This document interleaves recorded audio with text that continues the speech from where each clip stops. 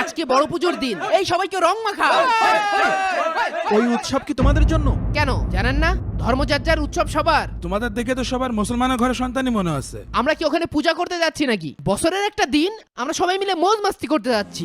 কাকা, আজকে শহরের যতগুলো পুজো মণ্ডপ আছে সবগুলোতে ঘুরবো। কয় টাকা নিবা কও? 1500 দেবেন। দাঁড়াও, কল এসে একটা। হ্যালো দাদা। কিরে তোরা কই? তোদের তো পূজার নিমন্ত্রণ দিয়েছিলাম, এখনো আসলি না যে?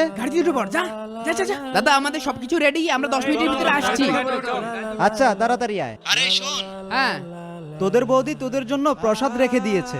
আচ্ছা দাদা, আমরা এখনই আসছি। আচ্ছা ঠিক আছে, তাড়াতাড়ি আয়। কত? 1500 টাকা? কম টম রাখা যায় না? মালের দাম এত বেড়ে গিয়েছে, সেই শেষ পুজোয় খাইলাম, আর এখন এই নাও